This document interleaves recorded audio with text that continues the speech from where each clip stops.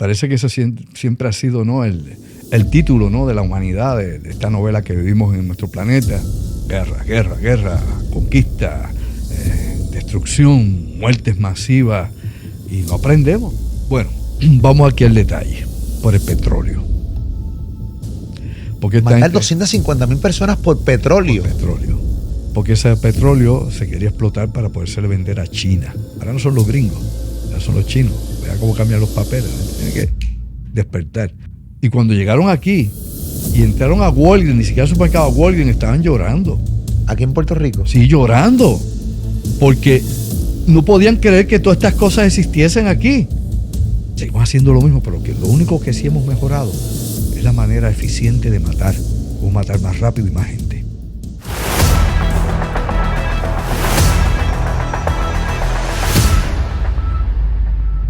El mundo está en guerra. Cuando vemos el mapa que está en pantalla, cada uno de los conflictos del mundo están marcados justamente ahí. No es una cosa que Andrew Álvarez dice por decir, simplemente pues abre los libros, abre el internet, busca las páginas que son, ve los medios que son, lo estudia, lo analiza y lo tira aquí en Top Secret. Tenemos mucho contenido hoy, sumamente interesante. Presidente Da Silva de Brasil, obviamente responsabiliza a lo que es Estados Unidos por esta guerra entre, Estados Unidos y a Europa, lo que es esta guerra entre Rusia y Ucrania. También vamos a estar hablando sobre la advertencia de Corea del Norte a Corea del Sur. Bien interesante lo que está pasando ahí. Y obviamente situación de Sudán, que las imágenes las estuvimos viendo el fin de semana, sumamente terrible. Esto y mucho más lo hablamos hoy en Top Secret. Aquí en Molusco TV, suscríbete a este canal de YouTube, dale like a este canal, obviamente dale a la campanita y obviamente activa las notificaciones. Tengo a Andrew Álvarez. ¿Cómo tú estás, Andrew? Muy bien, Molusco. Gracias una vez más por estar aquí contigo, a los amigos y amigas que nos ven acá en tu canal de YouTube. Y bueno, el mundo en llamas. Parece que eso siempre ha sido, ¿no?, el título, ¿no?, de la humanidad, de esta novela que vivimos en nuestro planeta. Guerra, guerra, guerra, conquista, destrucción, muertes masivas, y no aprendemos. O sea, no hemos aprendido la lección. No importa cuántas guerras tengamos que experimentar, no aprendemos. Seguimos haciendo los mismos errores, haciendo las mismas cosas. La gente con los mismos deseos estos infundados realmente de odio y todo tipo de rechazo en las sociedades que conocemos, y lamentablemente pues no mejoramos. Tenemos un gran problema, y si queremos tener una opción para el futuro, esas cosas hay que resolverlas. Y parece que nosotros no somos capaces de resolverlas. Bueno, es que de la época de los 800, de los 700, desde mucho antes, sí, toda la vida, la humanidad ha vivido en guerra. Las diferencias se resuelven con sangre. Quiero conquistar tus tierras, pues vamos a matarnos. Y lo vemos en documentales, lo vemos en las series. Obviamente nosotros no vivimos esa época, pero cuando vamos a la época actual, obviamente lo único que ha cambiado es que estamos más modernizados, pero seguimos con las mismas afán de conquistar tierra, de los conflictos, de que si el petróleo, de pelear por los recursos naturales, sí, y como que no se ve paz. O sea, esta palabra paz, que yo creo que la mentira más grande que existe. Obviamente sí, obviamente paz sabemos el significado de paz, pero es algo que el mundo yo creo que nunca ha experimentado. Decía Platón, ¿verdad?, el discípulo de Sócrates, maestro de Aristóteles en la Grecia clásica, que solo los muertos conocen el fin de la guerra. Esos alcanzan la paz, obviamente al precio de sus vidas. Y nosotros lo que hemos hecho es que nos hemos puesto más sofisticados, ¿verdad? Hemos sido más elaborados ahora en la manera de matar y de hacer las cosas. O sea, ya no tienes que irte cuerpo a cuerpo con una bayoneta, con una espada, ¿no?, o con un garrote, sino que ahora pues a distancia, sin ver al enemigo, lo puedes eliminar con un dron, con un misil, ¿no?, guiado, etcétera. O sea, las armas cada vez son más adelantadas, y ya no es necesario ni siquiera verle la cara a quien vas a matar. Lo matas, sabes que voló todo eso allí, pero no supiste a quién, si fueron hombres, mujeres, niños, militares, tu enemigo, o inclusive tus compañeros, lo que se llama el friendly fire, fuego amigo. Así que estamos en una etapa de la civilización humana donde tenemos la capacidad de borrar la vida de la faz de la tierra. Podemos destruirnos en cualquier momento. Tenemos ese poder, pero es lamentable que nos llenemos de ese poder de destrucción y no nos llenemos del poder de la creación. Sabemos destruir, lo que no sabemos es crear. Y tenemos un gran problema con eso. Es una situación recurrente. Yo creo que tenemos que evaluar cuál es el futuro de la humanidad, el futuro tuyo, el nuestro, los que vienen después, porque somos tan egoístas que pensamos en nosotros nada más y nos olvidamos de los hijos, nos olvidamos de los nietos, nos olvidamos de otras generaciones que vendrán más adelante, que tendrán que heredar el caos que hay aquí en el planeta Tierra. Los jóvenes de ahora han heredado el caos del siglo XX. Lo que los baby boomers le dejamos a ustedes, ese caos, toda esa cosa. La generación X le está dejando menos todavía a los que vienen después y los millennials todavía. O sea, cada vez que va llegando una nueva generación se encuentra con problemas que le dejó la anterior y ellos mismos producen otras situaciones que no saben resolver. Hemos adelantado tanto en tecnología que la tecnología nos supera a todos nosotros. Si usted se pone a hacer de conciencia, a revisar cuánta tecnología usted controla, domina o conoce, se da cuenta que usted conoce muy poco. Su celular, su computadora en su casa, sus laptops, 2 o 3 boberías. Pero el resto de la tecnología está más allá del alcance de la gente normal, ¿no? Porque es tecnología especializada. Y gran parte de ella, cuando no es obviamente para comunicaciones o para mantener los sistemas de producción económica, ¿no? Los modos de producción, pues muchas otras, la mayoría de ellas van al campo espacial o al campo militar. Y ahí están. Y la mayoría de todos nosotros, el 99% de las personas, no sabemos realmente nada sobre ese tipo de tecnología. Así que ese avance de la ciencia es para una élite, no para usted, el común, no para el silvestre. Da Silva, el presidente de Brasil, recientemente en conversaciones hablando de la paz, dice que la paz nunca se va a dar debido a que Estados Unidos no la quiere. Obviamente que son justamente, junto con Europa, son los responsables de esta guerra y este conflicto entre Ucrania y Rusia. ¿Por qué llega a estas conclusiones y en qué se basa el nuevo presidente de Brasil? Bueno, primero porque Brasil es parte del BRICS, ¿no? De los países emergentes, y los BRICS los dirigen los chinos y los dirigen los rusos, no Brasil. O sea, obviamente la segunda economía del mundo es China y es uno de los componentes iniciales fundadores del BRICS, de los países emergentes, que se compone por 5 países. Entre esos 5 países tienes a China, tienes a Rusia, tienes a Sudáfrica, tienes obviamente al Brasil y esos países, y a la India. Esos países obviamente tienen unos acuerdos económicos y que se fundaron para tratar de enfrentar obviamente al bloque del G7 y al desarrollo o al control que pudiera tener el Banco Mundial o el Fondo Monetario Internacional. Es una cosa compleja de momento porque es economía y política, pero también se lleva a la guerra, porque la guerra nuevamente es la política por otros medios y la guerra es parte esencial de todo este movimiento que está pasando en estos momentos en el mundo. Y en esto, cuando te hablo de esto, hablamos de Lula da Silva. Bueno, está por China, está con el presidente Xi allá en China. Estas declaraciones las hace estando en China. Obviamente no iba a hablar a favor de Estados Unidos, aunque tenga comercio con Estados Unidos y de Europa. Iba a señalar, lógicamente, a Estados Unidos y Europa. Además de eso, el ministro de Relaciones Exteriores de Rusia, Sergei Lavrov, está en estos momentos en Brasil. Mientras Da Silva está en China, el ministro de Relaciones Exteriores de Rusia está en Brasil. Allí firmando tratados y acuerdos de apoyo, y que este ministro ruso ahora va a ir a Cuba y luego va a ir a Nicaragua también, y tiene una lista de países que va a estar visitando, creo que hasta Venezuela, así que va a estar por acá Rusia haciendo su tour también. Y hay que recordar que en estos momentos el mundo está cambiando por muchas razones. Los países que han estado más abandonados, y me explico para que me entiendan, que son los países que menos los occidentales han tratado, han dejado en la pobreza, han seguido explotando recursos naturales en estos países o meramente los han ignorado, no apoyan el crecimiento económico de muchísimos países, de decenas de países en África, Latinoamérica y tantos lugares más. Pues ahora China se dio cuenta, al igual que Rusia, que hay que buscar el apoyo de esos países. Primero porque tienen muchos recursos naturales que ellos van a necesitar en algún momento. Y segundo porque es parte del apoyo que se necesita en la política internacional en las Naciones Unidas o en cualquier movimiento que pueda darse en el futuro geopolítico, por ende. China y Rusia están moviéndose en todo. Tanto es así que China ha estado negociando inclusive la paz entre Arabia Saudita e Irán, que se odiaban a muerte, tanto como se odia a Israel e Irán, pues así mismo Arabia Saudita e Irán se odiaban. China ha estado ahí trabajando, hay acuerdos. De hecho, hay invitaciones para que el príncipe saudí vaya ahora allá a Irán y visite y esté por allá y todo esto. A la misma vez ahora aparece China diciendo que tiene un plan de paz, no solamente para Ucrania, que lo ha hablado anteriormente, aunque no se ha aplicado nada de lo que China ha sugerido. Tiene un plan de paz para Israel, con los palestinos. En pocas palabras, lo que quiero darle ejemplo en esto para que entendamos todo, es que quieren ser ellos ahora, que quieren ser el catalizador de la política internacional. en la fuerza de la diplomacia internacional, desplazando a Estados Unidos no solamente en la cuestión económica, sino también en lo diplomático, para que ya Estados Unidos no sea la cabeza de las Naciones Unidas, sino que sea China quien ahora llegue a acuerdos en el mundo y sea supuesta y alegadamente el pacificador.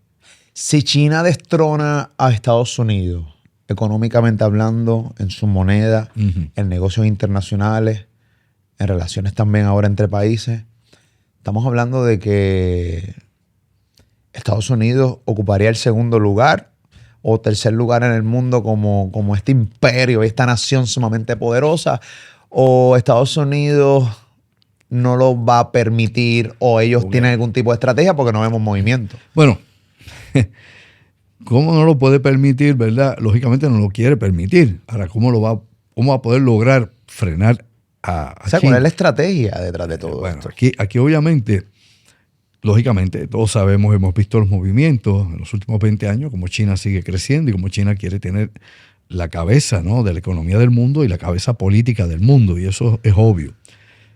China tiene sus propias estrategias para esto y, como he dicho, mencioné algunas de ellas ahora. Una de las estrategias que anteriormente tenía era comprar la deuda de Estados Unidos, y por eso Estados Unidos es el país que más le debe a China.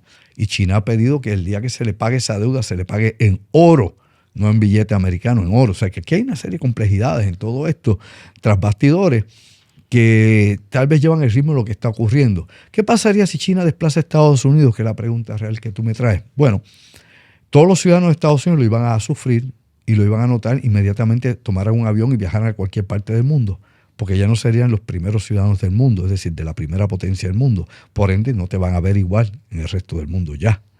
Al igual que las corporaciones de Estados Unidos no van a tener la misma proyección que tienen mientras Estados Unidos sigue siendo la primera potencia mundial. Al no ser ya la primera potencia mundial y bajar al segundo escalafón y seguir obviamente en caída, pues ya las empresas de Estados Unidos, los intereses de Estados Unidos globales se van a ver directamente afectados. Menos economía, menos dinero, menos riqueza, menos capacidad para poder influir a otros países, que ya eso se ve, que hay menos capacidad de influencia política, económica en países que antes eran del tercer mundo. Se ha perdido garra o agarre en esos lugares. Lógicamente, Estados Unidos trataría de evitar esto, no con un golpe económico, porque no tiene la capacidad en estos momentos para poder bloquear a China con todo y la guerra de aranceles que había en la época de Trump y la situación actual. Muchos dicen que esto pues va a llevar a la guerra, nuevamente la política por otros medios. Y la guerra que mencioné la última vez que estuve contigo aquí, con China, pues definitivamente va a desencadenar otras situaciones. ¿Por qué? Porque ya hay unos acuerdos de colaboración militar y económica entre China y Rusia, y ambos se han declarado aliados. Tal como Estados Unidos tiene 30 aliados más en la OTAN, pues ahora Rusia y China son aliados y se van a apoyar. Cosa que tampoco es muy nuevo. Vamos a hablar como es a calzón quitado y usted entiende el panorama cómo se daba en el siglo XX, durante la Guerra Fría. Aunque China y Rusia tuvieron, en aquel entonces la Unión Soviética, y China tuvieron muchos problemas durante el pasado siglo, fronterizos y problemas ideológicos y 40 cosas más que hacía el comunismo chino muy diferente al comunismo soviético. Aún así, ambos países habían llegado a acuerdos, y revisa, habían llegado a acuerdos precisamente ¿para qué? Para defenderse mutuamente contra Estados Unidos durante un conflicto nuclear. En pocas palabras, si Rusia entraba en un conflicto nuclear con Estados Unidos, China iba a apoyar a Rusia en ese conflicto nuclear usando las armas que tuviera a su disposición. Vis a vis, si China entraba en un conflicto nuclear con Estados Unidos, Rusia la iba a apoyar. Claro que la China del siglo XX no es ni una sombra de la China del siglo XXI. Vamos a aclarar eso, ¿no?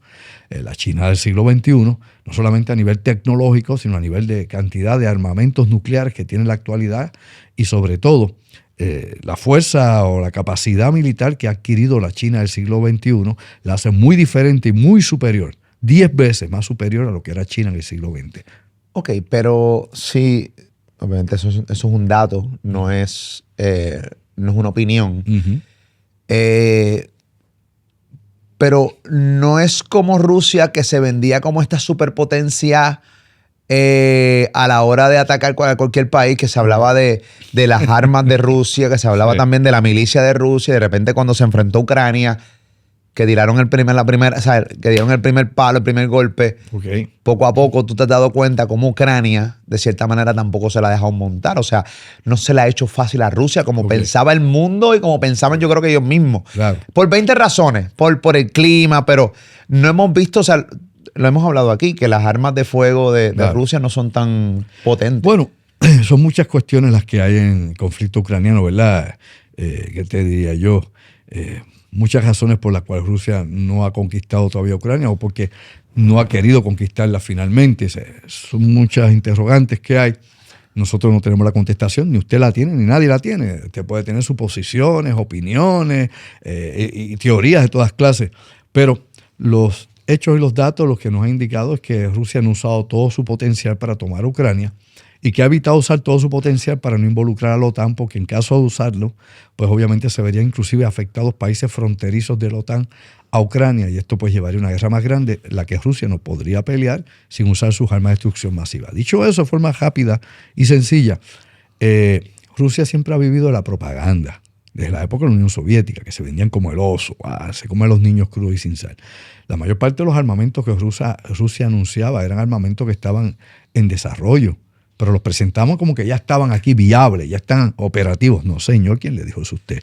No, la mayoría de esos armamentos estaban en diseño, como sus aviones, por ejemplo, de quinta generación, que solamente tiene 1, 2 o 3 nada más disponibles, y la mayoría de esos nuevos armamentos nucleares están en proceso todavía y de poder instalarse en los silos o en las ubicaciones estratégicas necesarias, y no hay suficientes todavía. O sea, Rusia anunciaba como parte de su política de propaganda mundial para que sirviera de disuasivo a Europa, a Estados Unidos, y para que el mundo que leyera la prensa rusa, que RT o Sputnik o lo que les venga del forro, pues creyera que ahí estaba la gran bestia, ¿no? Que cuidado aquí, con eso no te metas, que eso es igual que la antigua Unión Soviética, enorme, bueno, enorme, pero se desinfló.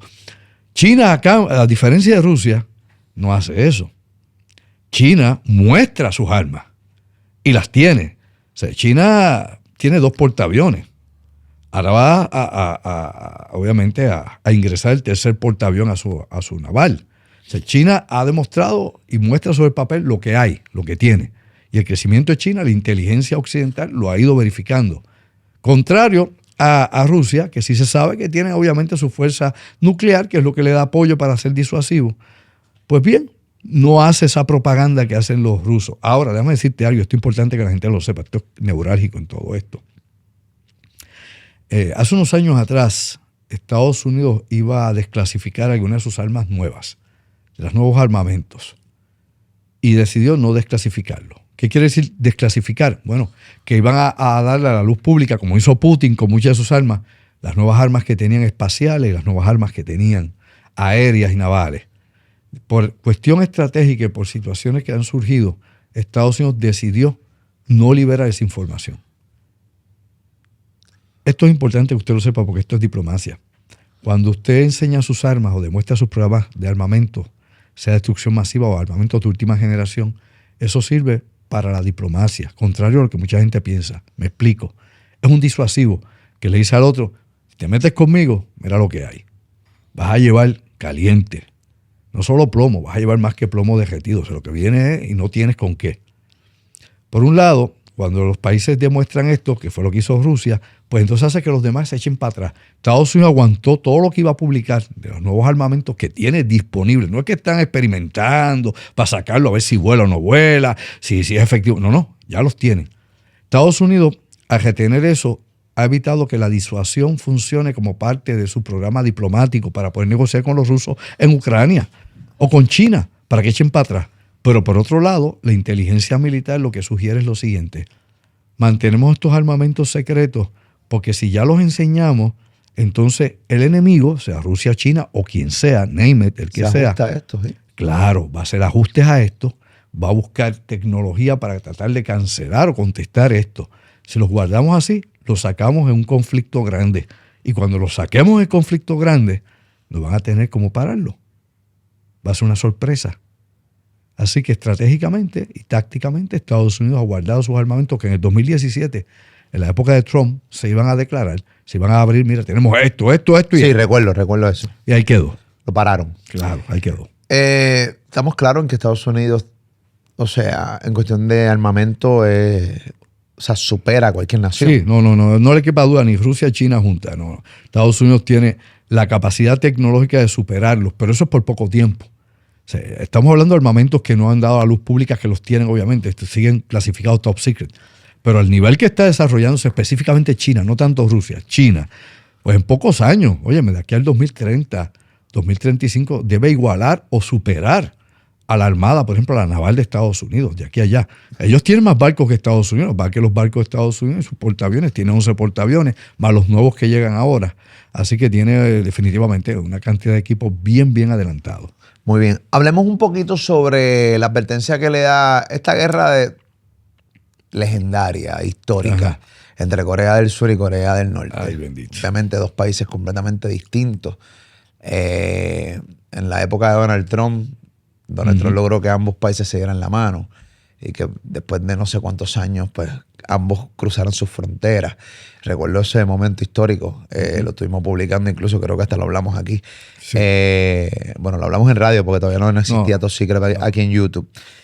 Ok, ¿cuál es la advertencia que le manda Corea del Sur a Corea del Norte? Incluso que abrieron fuego como advertencia. O sea, sabemos los conflictos de ambos países, pero en esta ocasión, ¿qué fue lo que detonó este nuevo conflicto entre ellos? Bueno, hace unos años atrás, en la pasada década, Corea del Norte bombardeó islas de Corea del Sur.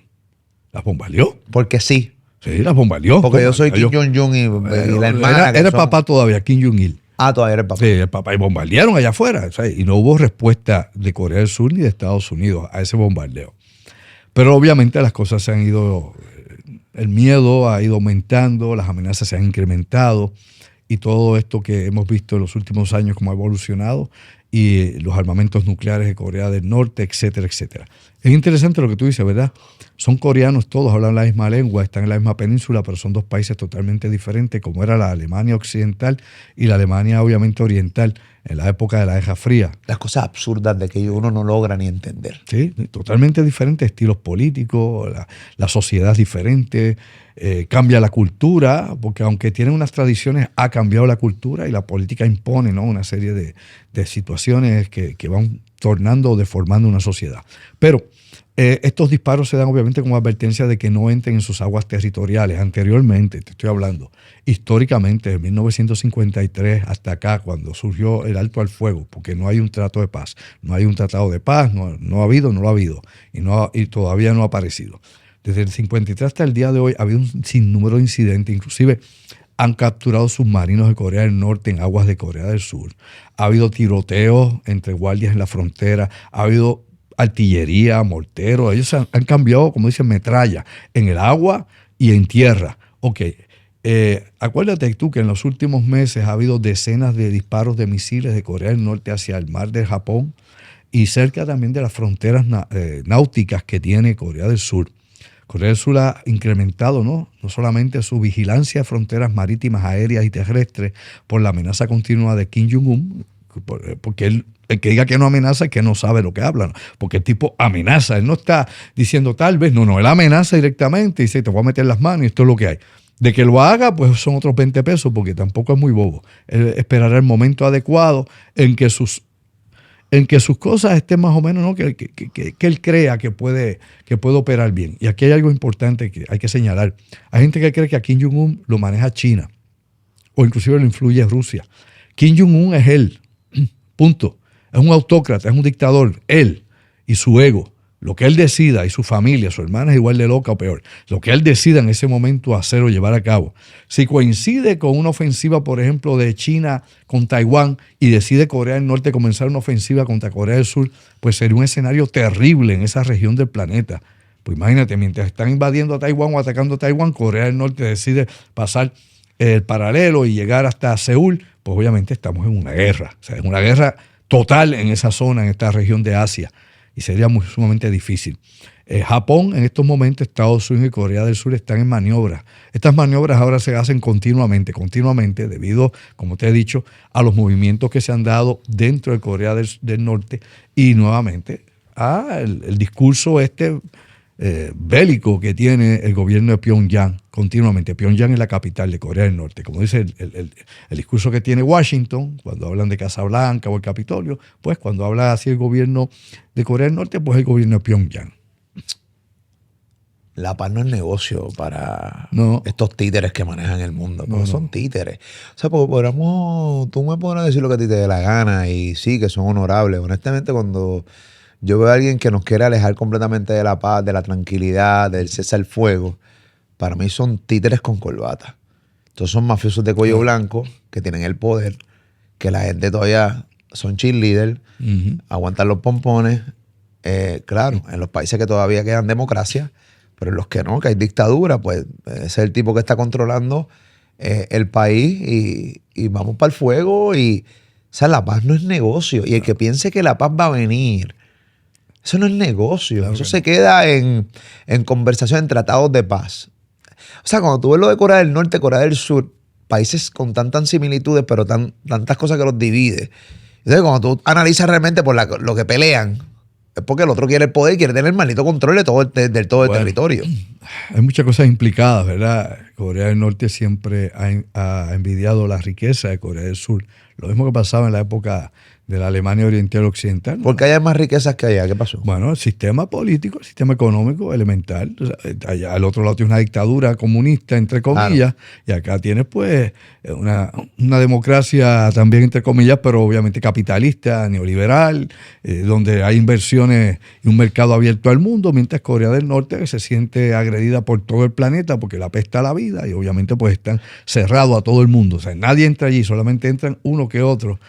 A través de la frontera de China. Pero si de repente tú tienes a Corea del Sur que con un modelo de negocio es más rico que tú no lo quieres implantar porque tú quieres tener control de la gente. Oye, déjame decirte, Corea, y una vez te lo había dicho, Corea del Sur no quiere que Corea del Norte se rinda ni que Corea del Norte se una a Corea del Sur para absolutamente nada. Vamos a entender eso, despierta durmiente.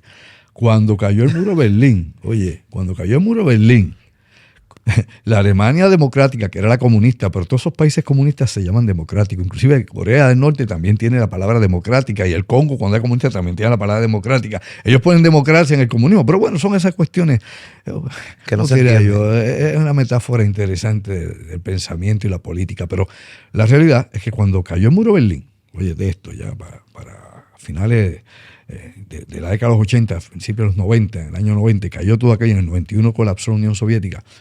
La Alemania democrática se movió hacia la Alemania federal. La Alemania federal era la que realmente era democrática, la otra era comunista.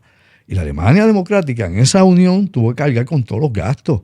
La gente que venía muerte de hambre al otro lado, la falta de desarrollo técnico, económico, social, todo. Tuvo que asumir toda la desgracia que hubo, obviamente, en la Alemania comunista, que fue un fracaso. Nadie la puede defender. Y obviamente lo que quedó el Stasi, que era la inteligencia comunista que tenía allí, ¿no? Los servicios de inteligencia de represión interna.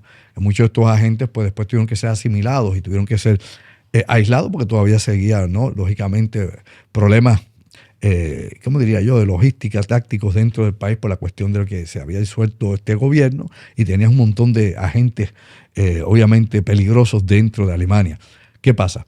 Si Corea del Norte colapsa y quisiese, qué sé yo, fundirse, unirse a Corea del Sur tendría que cargar con los millones y millones y millones de gente con hambre y los millones y millones y millones de personas que obviamente no tienen ningún tipo de educación, que puedan ser, qué sé yo, productivos para una sociedad de crecimiento y desarrollo como la de Corea del Sur. O sea, definitivamente Corea del Norte sería un lastre descomunal para Corea del Sur. Toda esa gente bajaría a buscar comida, que no tiene.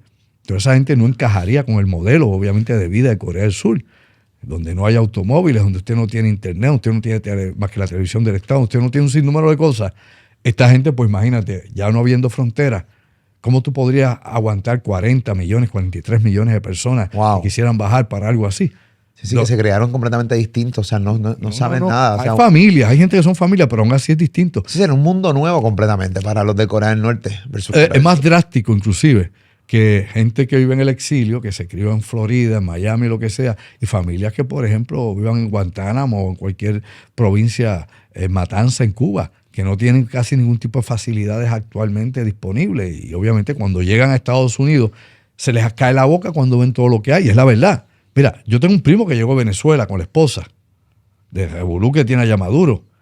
Y cuando llegaron aquí y entraron a Walgreens, ni siquiera al supermercado Walgreens, estaban llorando. ¿Aquí en Puerto Rico? Sí, llorando.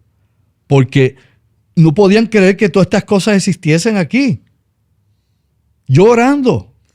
Y te estoy hablando de ingenieros y profesionales. Cuando llegaron ellos a Puerto Rico, que pudieron salir por fin de Venezuela, el primer lugar donde entraron un momento fue a Walgreens. Y lloraban como niños pequeños cuando veían todo lo que había, que ellos no tienen allá absolutamente nada. Sí, porque aquí tú vas a cualquier supermercado, cualquier farmacia. Claro. Y de estas que están ahorita 24 horas, no tienes a mucha gente y de repente es que hay que vivirlo para poder sentirlo. La escasez. Porque yo lo puedo hablar, pero yo no siento nada. O sea, yo puedo ser solidario contigo, yo puedo realmente, pero no lo entiendo. Cuando la gente dice, papi, yo te entiendo, no, yo no te entiendo. Porque yo no sé qué se siente realmente. Mano, que no haya papel de baño en casa. Claro, no estás en la piel ni en los zapatos de esa persona. Pero claro que no. Y ven en la escasez total, en la pobreza, en el desasosiego, ¿no? En la falta de sistema, en todo. Y de momento, cuando ya sabes de ese vacío existencial en que está, llegas a un lugar donde las cosas... Hay tantas que la gente ni caso le hace. Porque aquí la gente vota, compra por votar. Definitivo. Con todo y lo fastidio que estamos en la isla. Pero cuando nos comparamos con Venezuela, que está más abajo ahora mismo económicamente que el mismo Haití, con toda la locura y la falta de gobierno que hay en Haití, cuando tú ves esas anomías y te comparas con nosotros, pues obviamente esa gente llega del vacío total a donde la gente pues vota lo que le sobra. Estuve publicando en mis plataformas y obviamente a través del mundo, esto fue una noticia mundial sobre lo que está pasando en Sudán. Es bien importante que me cuentes el orden cronológico de los hechos con Sudán, porque es algo que por lo menos yo desconozco completamente. Obviamente de cómo es el gobierno de Sudán, por qué el golpe de Estado. Pero antes de ir ahí, bien importante, vamos a hablar un poco sobre la conferencia que tenemos próximamente. Acabamos de abrir, yo no sé si tú te sorprendes, pero acabamos de abrir una segunda función de Andrew Álvarez, Top Secret, Los Secretos de Puerto Rico, en Bellas Artes de Caguas. Va a ser el próximo 28 y 29. 29 y 30, perdón. 29 y 30 de abril, Bellas Artes de Caguas, Top Secret, Los Secretos de Puerto Rico. La función del 29, lo que le quedan son como, qué sé yo, 30, 40 tickets nada más. Claro. En la función del 30 de abril ya está abierta Bellas Artes de Caguas. Los boletos están a la venta en molusco.com. Si me puedes hablar un poquito sobre lo que la gente va a estar viendo ahí, algo que no me hayas dicho en otros episodios de Top Secret. Te voy a decir lo que se puede decir. Lo que no se puede decir no lo digo, porque entonces, como te he dicho... No se puede spoilear, porque para qué vamos. No, spoiler no way, Felipe. Pero déjame decirte, primeramente vamos a ver sin número de cosas que normalmente la gente no sabe que existen en Puerto Rico, que están aquí. Vamos a hablar sobre los experimentos en Puerto Rico. Experimentos que se han hecho aquí, por ejemplo, cuando hemos tenido el chikungunya en Puerto Rico, los efectos que llevó a cabo obviamente en la población, que se sabe y que se experimentó en Puerto Rico, lo que se supone usted no deba saber. Vamos a hablar obviamente también del uso de Nalet en Puerto Rico y que realmente sí lo utilizaron en Puerto Rico. Y vamos a presentar allí la evidencia de dónde está en estos momentos, dónde llevaron, ¿no? Lo que sobró y lo que se eliminó de esa fumigación que se hizo en Puerto Rico, asperjando Nalet, este químico, mientras le decían al pueblo que no hacían nada de eso. Vamos a ver mucho más, ¿no? De Yunque, vamos a llegar a lugares en el Yunque donde usted no puede ir. Vamos a ver instalaciones también underground en la Ceja de Luquillo. Y hay tanto de lo que se supone usted no deba saber, que yo ahí inclusive estuve hablando con la producción porque mira, si lo hacemos como tiene que ser, estamos 3 días allí sentados. Y es mucho. Así que vamos a hacer una cosa como de 2 horas y media con todo concentrado, visuales que solamente nosotros vamos a poder reproducir para ustedes allá, con lo último en tecnología. Investigamos todos los sitios que usted puede imaginar en Puerto Rico que en algún momento alguien haya mencionado, y aún más los lugares que la gente ni siquiera sospecha que están acá en Puerto Rico. Como he dicho, la experimentación la vamos a llevar a cabo, vamos a ir por partes, demostrando cómo se ha experimentado con los conejillos de India puertorriqueños, nosotros, la población. Vamos a ver allí cómo se experimentó con radiación en centro médico con los puertorriqueños. Vamos a ver allí cómo estuvo el caso de Cornelius Rhodes, que es un caso histórico, ¿verdad? Que aparece en el libro Yo Acuso de Juan Ángel Silems, un viejo compañero de la universidad, y el caso de Avisus Campos específicamente, la princesa, la tortura que se sometió. Y eso es área histórica. Ahora, en la actualidad, vamos a ver definitivamente cómo se experimentan con los mosquitos que han creado mutantes aquí en Puerto Rico, estos híbridos que han traído aquí estas combinaciones con el Aedes aegypti y cómo se está experimentando en zonas como Ponce, por mencionar algunas, entre otros sitios en Puerto Rico, y cómo se ha experimentado con el dengue en Puerto Rico sin decirle nada a la gente. Como mosquitos irradiados, radiactivos, así mismo como usted escucha, han sido liberados en Puerto Rico para poderlos seguir su movimiento y a qué personas infectan, y cómo luego, según los documentos oficiales que se ofrecen, no solamente por el Departamento de Salud, no solamente por el CDC de Atlanta, sino por obviamente la Organización Mundial de la Salud y el Proyecto Secreto en Puerto Rico, nuevamente ellos recogen esos mosquitos aquí en Puerto Rico. O sea, muchas cosas más, eso usted no ha oído nunca. ¿Sabe por qué no ha oído nada de eso? Y mucho más. Cómo destruyeron las primeras siembras de arroz en Puerto Rico y las sabotearon. Y muchos temas de que usted jamás ha escuchado, porque la prensa de Puerto Rico, por un lado, es insularista, solo habla de política, solo habla de la payola política, de eso nada más, no hay más cabeza para nada. Y segundo, porque no hacemos las indagaciones necesarias. La gente no quiere saber, la gente prefiere estar ignorante y no tener que preocuparse. Y lamentablemente nuestra realidad actual se debe a toda esa incapacidad histórica que hemos tenido de reconocer nuestra situación y de lo que hacen con nosotros. Vamos a ver allí lugares, instalaciones de inteligencia, bases militares, lugares underground, experimentos en Puerto Rico y otros eventos insólitos inclusive que tienen que ver con la alta tecnología militar en Puerto Rico. La historia oculta del país. De eso se trata precisamente Top Secret, los misterios de Puerto Rico. 29:30 de este mes de abril, Bellas Artes de Cagua, boletos están a la venta ya en molusco.com. Molusco.com, bien interesante, se grabó pietaje nuevo, hay pietaje brutal, o sea, pietaje nuevo, fresco, no se ha escatimado en gasto. Vamos a tener unos visuales próximamente en los Top Secret para que la gente pueda ver dónde han estado las cámaras de Molusco TV para presentarlo en este espectáculo el 29 y 30 de abril. Oye, añádele, Jorge, añade lo siguiente.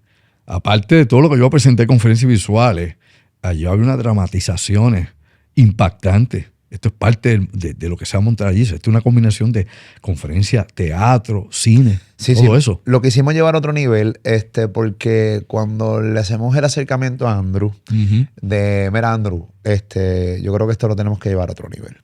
Vamos para el teatro. Yo creo que voy a hacer desde Cagua, al igual que voy a hacer de Santurce, pero nos vamos a presentar en Cagua. Es uno de los escenarios más bonitos de Puerto Rico. Este teatro está increíble. Y yo creo que hay que ofrecerle a la gente lo que tú eres. Tú sabes, el contenido que tú eres es elite. Vamos a llevarlo a otro nivel. Quisimos grabar pietaje nuevo. Nos pusimos en coordinación con los productores, con todos nosotros. Y quisimos, obviamente, con la mano de Carlos Vega, que es nuestro director y escritor, dramaturgo, meterle escenas donde podamos dramatizar lo que Andrew habló en el momento. Esos momentos históricos que se vivió, porque yo te lo puedo explicar y tú lo puedes ver, pero si te lo dramatizo con actores en el escenario, va a ser increíble. O sea que lo que usted va a estar viendo aquí es llevándolo a otro nivel. Bien importante, la gente de Florida, vamos a llevar esto a Florida, la gente del área oeste, la gente del sur, próximamente las fechas, porque básicamente vamos a arrancar lo que es la gira de Top Secret, Los Secretos de Puerto Rico, con el Google humano, la bestia Andrew Álvarez. Esa es la que hay. Va impactante. Ya van a ver. Después de eso, su vida va a cambiar. Yo se lo garantizo. Su percepción del mundo y de la isla. Oye, aquí en Puerto Rico tenemos un gran problema. Mire, esto es importante, ya que vamos a hablar de Sudán. Como yo dije, la prensa en Puerto Rico insularista casi no trata estos temas. Búscalos. Una cosita de vez en cuando. Dura el mundo en 30 segundos, ni un minuto de noticias internacionales, 30 segundos y se despachó y se acabó. En la radio, en la mayor parte de los tiempos de los programas de noticias, tampoco se habla de lo que pasa en el mundo. Así que nos desconectamos del mundo como si fuéramos el ombligo del universo y acá estamos. Por otro lado, tienes el gobierno de Puerto Rico, que tú nunca ves una reunión, por ejemplo, del gobernador de Puerto Rico ni de los jefes de agencias importantes en Puerto Rico reuniéndose, por ejemplo, con el alto mando militar de Estados Unidos para ver qué va a pasar en Puerto Rico. ¿Qué hay? Tú no ves ninguna reunión de esas. No hay ninguna, punto. Nada. Ni tampoco ves reunido con la inteligencia, por ejemplo, las agencias de inteligencia que están en Puerto Rico. Tú no ves que hay ese intercambio. El gobierno de Puerto Rico anda, qué sé yo, en la politiquería, en la corrupción, en la estupidez y en el mismo marasmo de siempre. Pero entonces, todas esas operaciones que se hacen en Puerto Rico, pues pasan desapercibidas y el gobierno nunca se entera Y al gobierno le pasan gato por liebre. Tú sabes que una de las cosas, y llegando a este análisis de Puerto Rico, y pues obviamente nos encanta hablar de Puerto Rico porque es el país donde podemos hablar abiertamente porque es donde vivimos, ¿no? Y donde tenemos licencia para hablar bien o mal, porque aquí vivimos y aquí nací, aquí me crié y aquí he visto el mierdero de gobierno que tenemos. Yo siento a Puerto Rico tan frágil en todos los sentidos. Desde si mañana viene un maremoto, un tsunami, no estamos ready. Los temblores que hubo en el 2020 demostraron claramente que no estamos preparados por más simulacros que se hagan. Nosotros vivimos 6 meses del año, la mitad del año vivimos bajo fuego, con amenazas de huracanes, y aquí nunca estamos ready para los huracanes. Se dicen todos los años que estamos ready en todos los sentidos y demostramos claramente que no es cierto. Y específicamente, cuando hablas de la parte de que el gobierno de Puerto Rico no se une con nadie del ejército de los Estados Unidos para crear un plan de qué ocurriría si Puerto Rico estuviera bajo ataque en cualquier momento, porque la gente puede en su mente entender que es ficción, pero nosotros no dejamos de ser parte, nosotros somos un territorio estadounidense, sí, señor. Te guste o no, me guste a mí o no, claro. Somos un territorio estadounidense y somos aquí, todavía quedan un montón y siguen llegando, porque hace tiempo que no hablamos de gente, un montón de fábricas, de farmacéuticas están aquí. Sí. Hay muchas nuevas. Yo inclusive estuve por Barcelona. Sí, porque se empezaron ahí, pero de repente empezaron a llegar otras. Sí, y a comprar otras, tú sabes. Yo definitivamente en mi último viaje por allí, por Barceloneta, vi que muchas de las compañías que yo conocí y que incluso trabajé en ellas como asesor, no estaban ya, que hay otras, ¿verdad? Y yo dije, wow, que había un cambio tremendo, ¿no? De corporaciones. Ahora, la defensa de Puerto Rico, contrario a otra época, antes la defensa de Puerto Rico estaban al norte de Puerto Rico. Ahora las defensas están al sur de Puerto Rico. Y eso pues la gente no lo sabe, pero van a aprender. Vayan a Puerto Rico Top Secret y aprenderá y despertará una realidad. Sudán, mira. Hablemos de Sudán, el orden cronológico lo ha hecho y de por qué viene Tiene Sudán del norte, Sudán del sur y tiene Darfur también, que era parte del Sudán. Sudán ha sido una región sumamente castigada, no solamente por hambrunas y sequías, sino por genocidios, guerras internas, guerras civiles. El pasado presidente del Sudán, en 2019, cuando se llevó a cabo, ¿no?, un golpe para sacarlo del medio, estaba siendo acusado por la Corte de la Haya por crímenes contra la humanidad, lesa humanidad. Bajo su régimen, mataron cientos y cientos de miles de personas asesinadas. El Sudán es un país que gran parte de su producción de petróleo va para China. China tiene una gran influencia en ese país. En la actualidad tenemos dos grupos que están en guerra. Uno es el grupo que está en el gobierno, el otro es un grupo paramilitar, le llaman FARC, F-A-R. Es el grupo que obviamente está en conflicto desde hace mucho tiempo, pero ahora explotó obviamente hace unos días. Esto en mayor escala, más de 200 y pico de muertos ya. Las Naciones Unidas, al igual que la Unión Africana, que es la que une los países de África, han tratado de alguna forma u otra de negociar que haya un cese al fuego, que se pueda llegar a una negociación. Estados Unidos también ha hecho su presión sobre este país, pero como te mencionaba hace un rato, Estados Unidos ha perdido garra, ha perdido la capacidad muchas veces de poder intervenir en muchos países. En estos momentos probablemente China tenga más influencia en Sudán que lo que pueda tener Estados Unidos, que es lo que se podría apreciar en los próximos días en caso de que pueda haber un cese al fuego.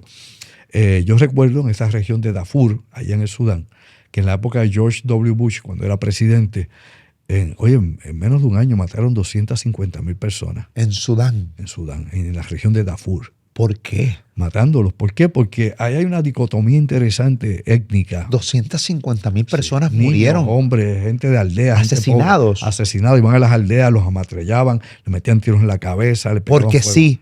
Bueno, vamos aquí al detalle. Por el petróleo. Porque matar 250,000 personas por petróleo. Por petróleo. Porque ese petróleo se quería explotar para podérsele vender a China. Ahora no son los gringos, ahora son los chinos. Vea cómo cambian los papeles. La gente tiene que despertar. ¿Qué pasa? Todos son la misma cosa. Aquellos acá Occidente Oriente es lo mismo, no sea tonto, es lo mismo. Nos manipulan, es lo mismo. Bueno, la situación fue la siguiente. En aquel momento el presidente Bush no se quiso meter ahí a ayudar.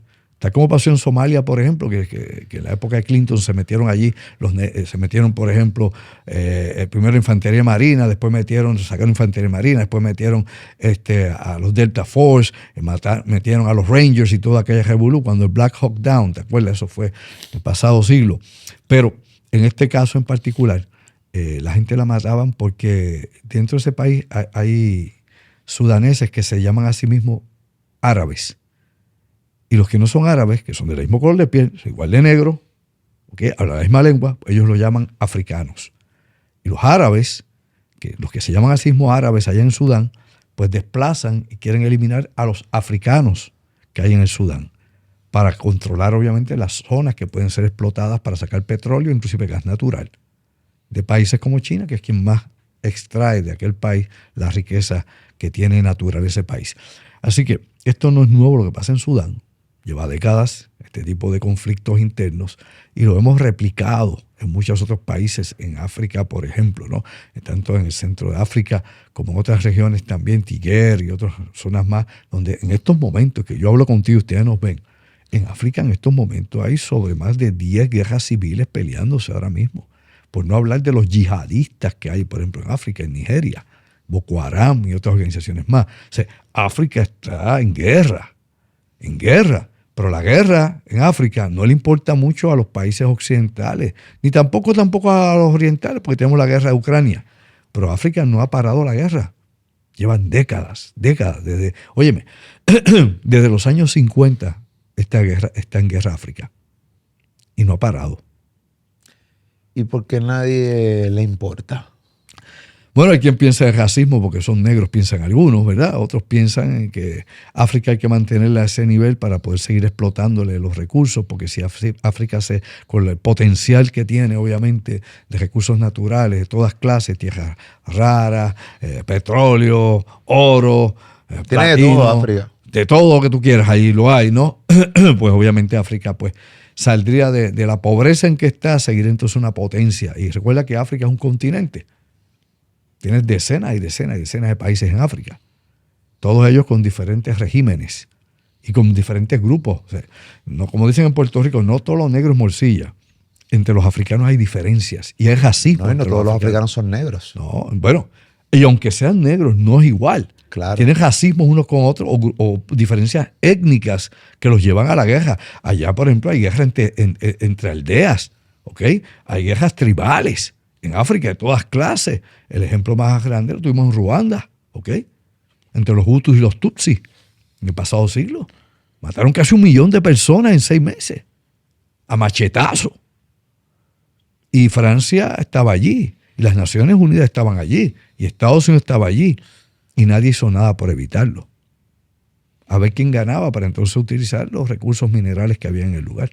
Entonces, resumidas cuentas, el gobierno de Sudán está en contra, obviamente, de la civilización, que ha intentado hacer un golpe de Estado, ¿correcto? Bueno, el golpe de Estado nuevamente depende de quién esté empujando el golpe de Estado. ¿Quién lo está empujando? Bueno, hay que ver qué intereses internacionales están relacionados con los grupos en particular que están envueltos. El gobierno lo que estaba mandando es el verdadero fuego a la civilización. Bueno, el gobierno quiere mantener el status quo que tiene en la actualidad y sus tratados que tiene con China. Obviamente hay otros países exteriores, probablemente occidentales, que estén impulsando y estén armando al FAR, al grupo obviamente, al FAR, que es el grupo del otro general, porque esto está dividido entre 2 generales. Y esos 2 generales en un momento dado estuvieron obviamente hasta compartiendo un gobierno. O sea, tú tienes que ser partido del país como tantos otros países. Y de nuevo, los intereses externos son los que van a suplir el capital y los armas para que se lleve a cabo, ¿no?, la terminación del conflicto civil, para que entonces las corporaciones del país X, el que sea el que obviamente tenga control de los recursos a explotar. Ese es el juego. Y así se ha hecho con África históricamente. Desde el marfil, cuando se podía exportar marfil, que lo hacían los holandeses, lo hacían los británicos, los alemanes. Ellos pusieron trenes en África para sacar el marfil de África y sacar el oro, no para que los africanos mejoraran. Es triste, bro, porque la realidad del caso es que yo hago este segmento contigo hace muchos años. Sí. Ahora es que está en YouTube y que mucha gente pues da contigo por primera vez desde que estamos acá en YouTube, pero nosotros llevamos haciendo esto tanto tiempo y es como si simplemente lo que cambia es el año, pero los conflictos siguen siendo los mismos, las muertes las mismas. Entonces llega el momento en que uno dice, es bien complicado. tú realmente realizar y comprender por qué esto sucede, brother. Bueno, la avaricia y la ambición humana, hermano, eso está en nuestra naturaleza como especie. Como decían los antropólogos, cuando yo era estudiante de la universidad, decían, el día en que veamos un mono que acapara todos los guineos, acapare todo el alimento, ese mono lo vamos a estudiar. Porque obviamente inclusive entre monos o simios los alimentos se reparten. No es como los leones, que el macho come primero y después las leonas, ¿no? Entre simios, gorilas, orangutanes, sea gorila de montaña o de sabana, o chimpancé, o el que tú tengas, pampaniscus, el que sea, bonobos, los que sean, todos comparten el alimento. Tú no vas a ver a uno que está almacenando 15 guineos acá, mientras aquellos tienen uno nada más.